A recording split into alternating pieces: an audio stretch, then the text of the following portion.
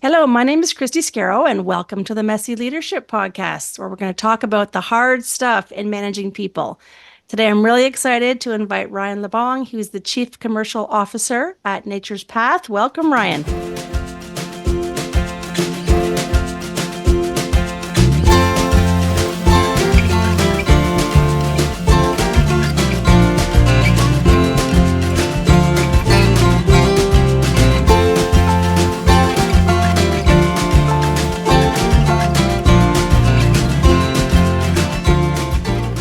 And so, high performing, what does that mean to you? I think it's just more around people that are just not clocking in and clocking out of work. It's people who are absolutely passionate with what they do, and also, different individuals getting along together in order to achieve a common goal. And I've seen your team work together, and I've seen that happen. So, how do you inspire that? How do you create that environment that encourages people to act in that way? Yeah, I think part of it too. I mean, it's coincidental because your podcast is messy leadership. I always put a lot of weight on the leader. And I think, making everyone comfortable with each other and driving towards a common goal do require the leader to be situational, right? Every individual is very different. When you're hiring people, it's very difficult to, have everyone automatically liking each other or everyone automatically understanding what drive each other. So I would put a lot of onus on the leader to drive that collaboration and that connectedness amongst the group. Yeah, no, I think it's really important, and I appreciate you sharing that. So the messy bits, and that's what I love to recognize that it's not always easy. What are the things that you find now as a leader that are still challenging, and how have you tried to overcome those? Yeah, yeah. I mean, this is top of mind right now, primarily because of planning season for a lot of people. I think the tough part about leadership is always raising the bar, right? How do you continually raise the bar in our environment right now, every year, right? And making sure that the people who you want to also drive loyalty and tenure continues to have that drive every year, right? Because in our business, in our industry, it's not sufficient that we stay still, right? There's always the goal of increasing that. So I find, part of being a leader is if you're working with the same people, to your point, for 5 years, for a decade, how do you keep it fresh, right? Hmm. Keep it fresh every year. How do you make sure that they still have that drive for a higher goal, for bigger objectives year over year? And what are some of the I guess the tricks or the practices you've put in place to try to keep it fresh and to keep people feeling driven in their work? Yeah, and I think this is a piece that you worked with us before, right? And you help us, which is, I think it's important to have a strategy that has a longer time horizon, and essentially that becomes the team's north star. And to be able to achieve great feats and really big impact, you almost have to chunk them on an annual basis. And I think that's what worked well for us. Establish a vision, an ambitious mission, and then year over year you chunk it bits by bits. And I think in doing that, leveraging the human nature of being able to feel satisfied by smaller milestones. I think that allowed us to keep the dialogue going, to be able to drive our performance management in bite-sized pieces, without turning off people because they feel like the targets are unachievable on any given time. Yeah, and I love the way you brought the team together to define that because I don't always see that. Sometimes it's a very top-down process of the strategy, and then it's a bit of an afterthought to engage others in it. But you sort of brought them a part of the process and the definition, and really embraced, as you said, at the start of this conversation, the execution side of it, which is this is going to be living and breathing, and we're going to keep the smaller milestones, and how do you, I guess, how do you keep connected to them? How do you celebrate those milestones as you go? Yeah, I think part of it is having a clear operating model that people. I think people by nature are people of habits, right? And I think operating models are important just to drive those habits for the team. So for me, it's really, there's a weekly one-on-ones with everyone, and then bi-weekly check-in with the team, and then quarterly, milestone check-ins on those big ticket items. And I think you do those enough times that they just become second nature. Then you're not really fighting for share of mind for your team members, because they just know it's coming, right, as part of their everyday routine. Yeah, I uh, love that. yeah, another piece I would like to add as well, and because this I remember this specifically because you challenged us on it.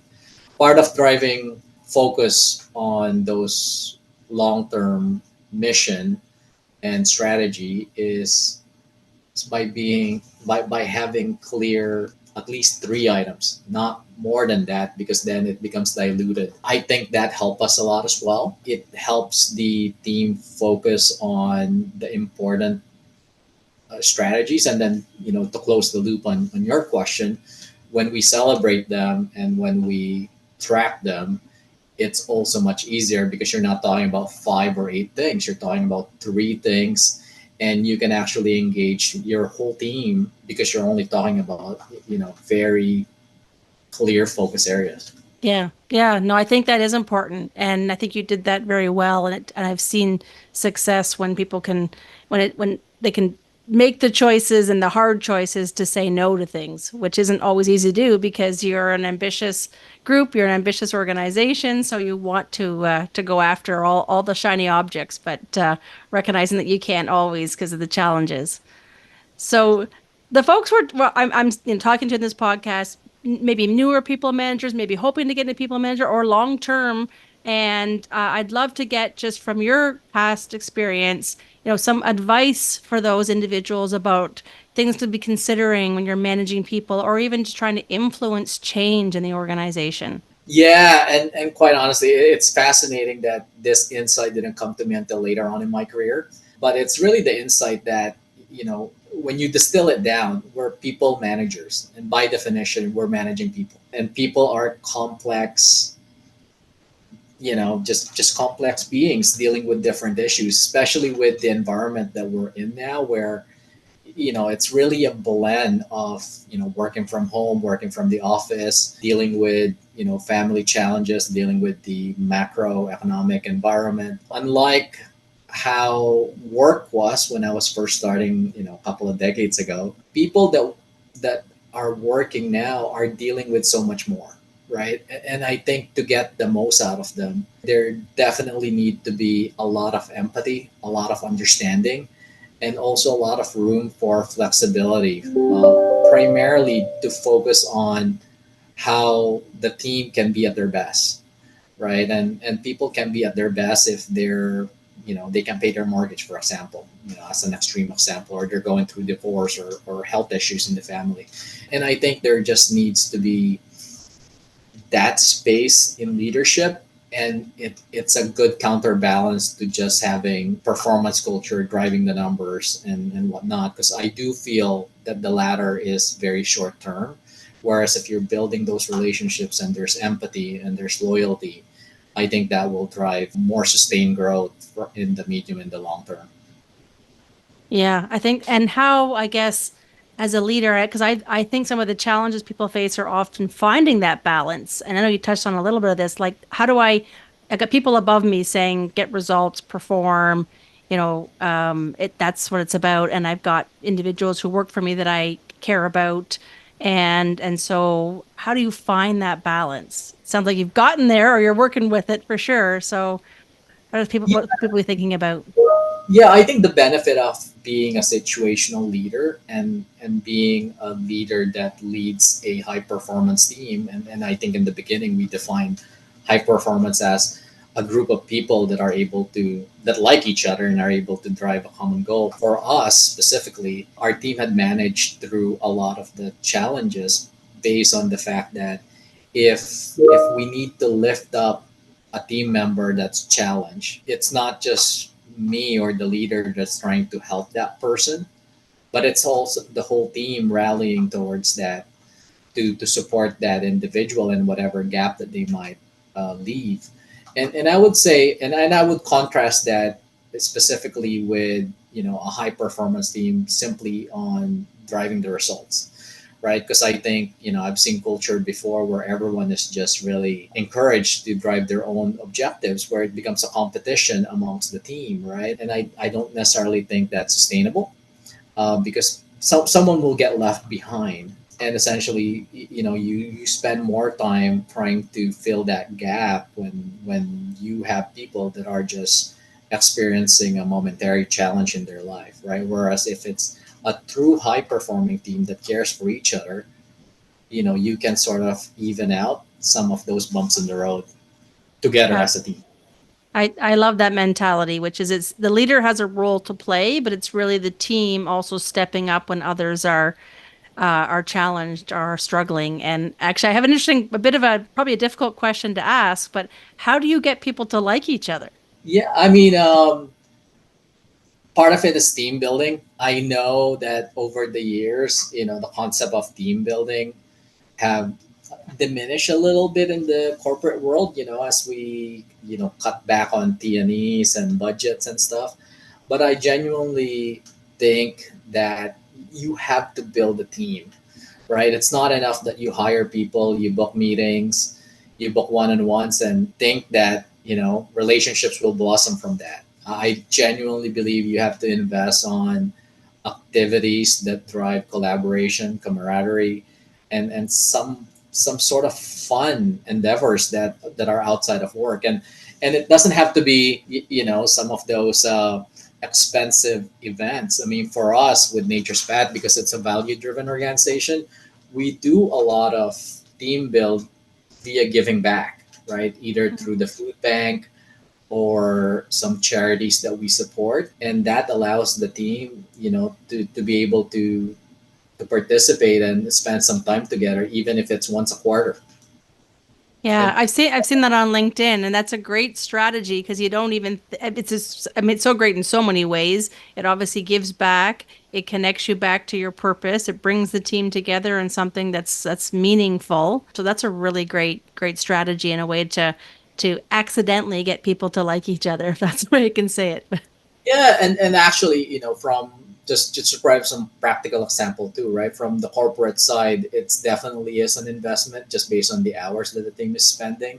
But that investment also pays back in that it sort of resets the team mindset because they're just not into the weeds, right? You're pulling them out. And then, from a sales organization perspective too, doing store checks as a team is a form of team building, right? Doing your planning period in front of the shelf set in the store is a very cost efficient way to just, have some fun with the group as well. Yeah, and I actually was talking to someone the other day who said it's a bit of a lost art. People don't seem to do it anymore. And it's so important because you're seeing sort of your products come to life in store. And you're right, you're having those opportunities to kind of talk it through and sort of have almost personal conversations that you may not have if you're on a Teams meeting or you're purposely trying to come together because you're more in a somewhat informal, way of interacting. So, And I think, going back to the theme of the podcast about messy leadership, right? I think there's a nuance around conducting those two, right? Because I know you've probably seen this. Sometimes there's store checks where it feels like a firing range, and then that just takes away from team building, right? Because then it becomes work, and the team becomes close and defensive when you go to the store. It's like, why aren't you doing A, B, C, D, and E versus tell me about the good things that you've done. How can we help? How can we work on this one? For someone who's not directly responsible for this, what can they do better? So I think there's a lot of responsibility on the leader too to foster that kind of environment, because I've experienced the other version and it's not fun, and that's not how you build teams.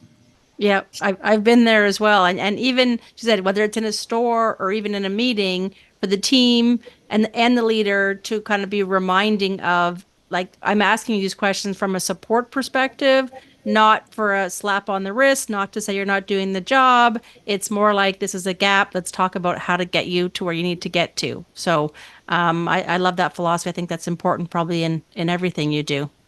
Yeah. Any last things to share, Ryan, that you think is important for people managers who might be who will find it difficult at times that you think is useful? Yeah. I think just the last piece is that leadership is not easy by any means. No one, I think, gets into this position knowing full well how to be effective in it.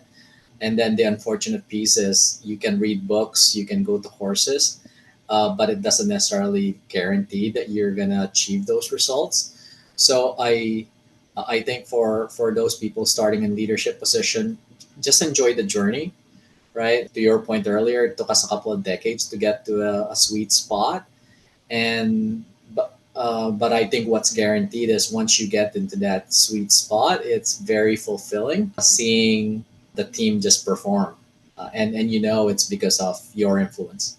Yeah, yeah. And I've definitely seen that from you. So I really appreciate you being a part of this conversation, sharing some insights I know that are going to be really valuable. So, just to close off for those who are listening, and if you're looking for ways to navigate messy bits of leadership in your life, you can find in the show notes as well as some helpful resources, or you can find me at christyscarrow.com. So, thank you again, Ryan, for your time. I really appreciate it. It's been extremely valuable.